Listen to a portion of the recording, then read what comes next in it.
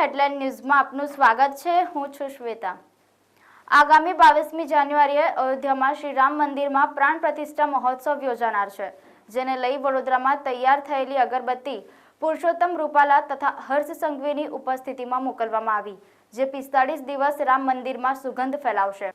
અયોધ્યામાં નિર્માણ થયેલા ભગવાન શ્રી રામના મંદિર પરિસરમાં આગામી 22મી જાન્યુઆરીએ પ્રાણ પ્રતિષ્ઠા મહોત્સવ યોજાશે।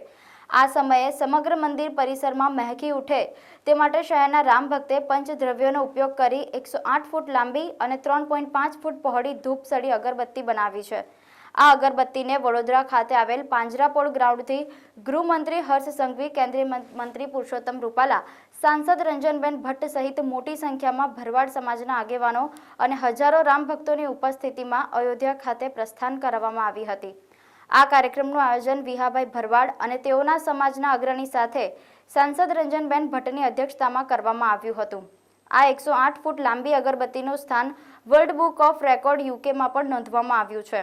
આ કાર્યક્રમમાં સાધુ સંતો, મહંતો, રાજ્યના ગૃહમંત્રી હર્ષ સંઘવી, કેન્દ્રીય મંત્રી પુરુષોત્તમ રૂપાલા સહિત ધારાસભ્ય, મેયર તથા પદાધિકારીઓ તથા મોટી સંખ્યામાં લોકો ઉપસ્થિત રહ્યા હતા। પ્રભુ રામ જ્યારે હજારો વર્ષો પછી એમના નિધિ સ્થાનમાં પધારી રહ્યા છે 22 જાન્યુઆરી 2024ના રોજ, ત્યારે વડોદરાના ગોપાલક સમાજ, વડોદરાના તમામ સંસ્કારી નાગરિકોએ આજે 108 ફૂટ લાંબી અગરબત્તી અને 108 કુંડી યજ્ઞરૂપી અગરબત્તી જ્યારે અયોધ્યા જઈ રહી છે, ત્યારે આપ જોઈ શકો છો આખી વડોદરા સંસ્કારી નગરી રામમય બની ગઈ છે।